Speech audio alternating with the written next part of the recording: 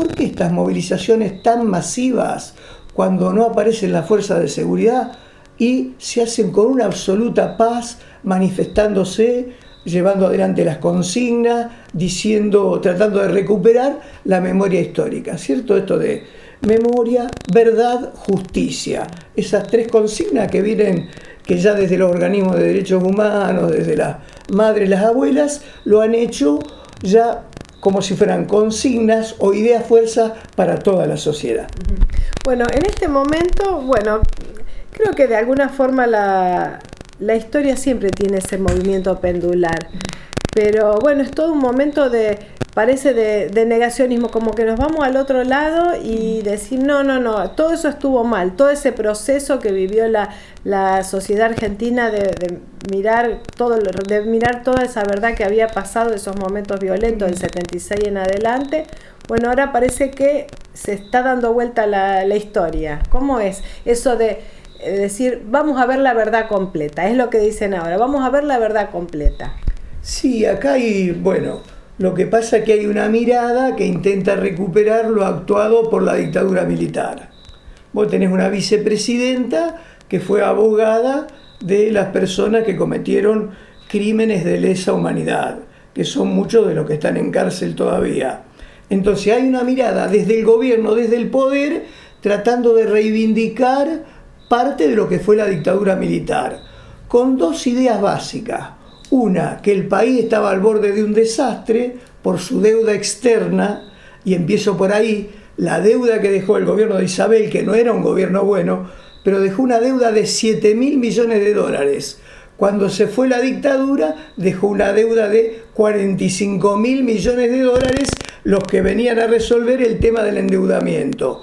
O sea, le dejaron a Alfonsín lo mismo que dejó Macri, 45.000 millones de dólares, justo ahora que están pidiendo más plata. Pero no importa, volvamos a esta etapa.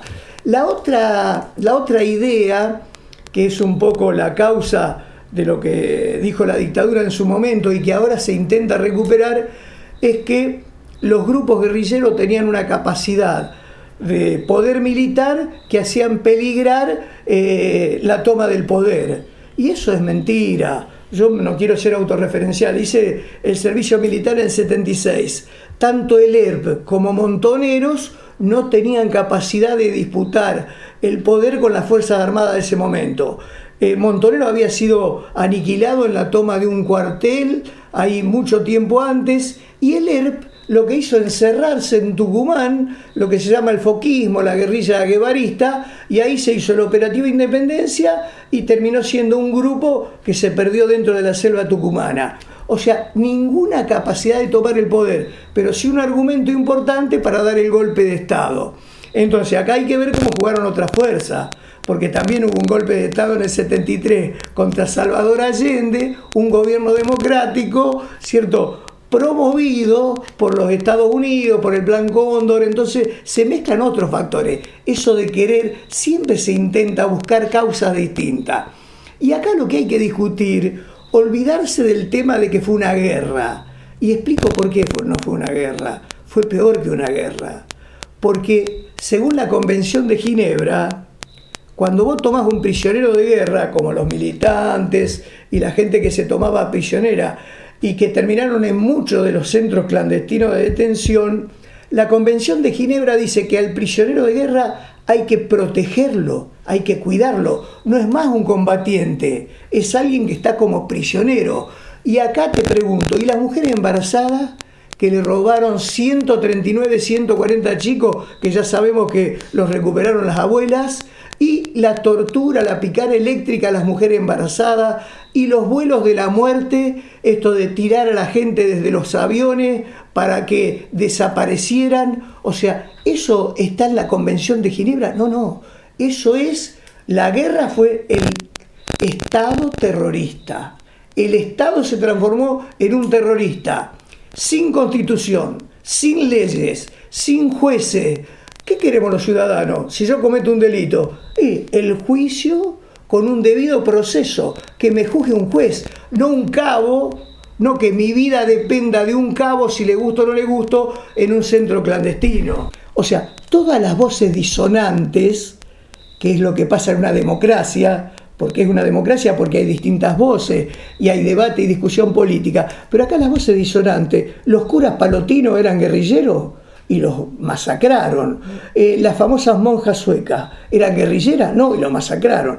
El pelado Angelelli de La Rioja era un guerrillero, no, era un obispo y lo masacraron.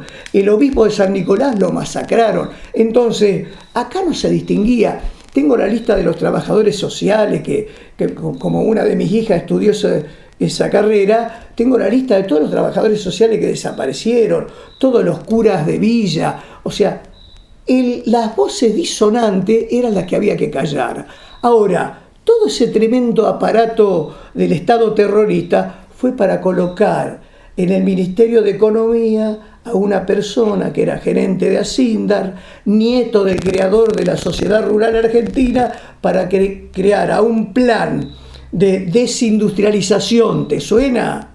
O sea, desindustrializar el país, porque cuando hay pleno empleo, los trabajadores, es distinto a cuando hay un ejército de desempleados. Entonces, lo que se aplicó es una política económica con una apertura de las importaciones muy parecida, donde las sillas que se rompían eran sillas argentinas. ¿Te acordás que decían, ahora llegaron los importados? La que no servía era la que habíamos hecho nosotros, único país en el mundo que podía hacer eso. Bueno, y una tablita, para el dólar que es muy parecida a la tablita que tenemos ahora, con devaluaciones que se iban dando según lo que quería el gobierno y Martínez Dios. Entonces, ¿qué provocó eso?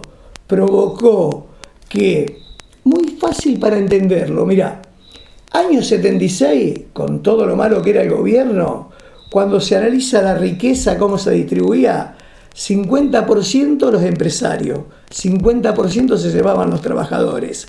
¿Qué había que cambiar? Lo mismo pasó en Chile, ¿eh? Los que estudiamos estos procesos, lo mismo pasó en Chile después de Allende. Cuando terminó la dictadura dejó 70% para el capital, 30% para el trabajo. Había que hacerlo eso. Y entonces, ¿cómo se hizo? Con la represión, con el ejército metido en la Ford de General Pacheco o con el ejército metido en Ingeniero Ledesma matando obreros en la noche del apagón. Todo el aparato represivo fue para eso, para que un grupo de empresarios, ¿cierto?, y de especuladores financieros se beneficiaran, y ¿quién lo pagara? El pueblo en su conjunto. ¿Hubo alguna manera en el mundo de decir, bueno, esta guerrilla se puede eliminar de otra forma, se puede limpiar, como se decía, de otra forma? Bueno, acá en Argentina, que se mira mucho lo que pasó en Europa, a mí, como esta etapa, para buscar argumentos, porque las consignas, todo el mundo te revolía consigna. Este es un país de consigna. Los argumentos son más complicados, porque yo tengo una posición sobre el tema, pero me fui a informar bastante. Me fui a estudiar todo lo que pasó con la guerrilla en Italia, con las brigadas rojas. Y en Italia no hubo un golpe de Estado, y terminaron con la brigada roja. ¿En qué año fue, perdón? Y eso tiene que haber sido la época, toda la década del 80, 90, por ahí. Pero me acuerdo que en su momento yo lo estudié para saber qué hicieron otros países.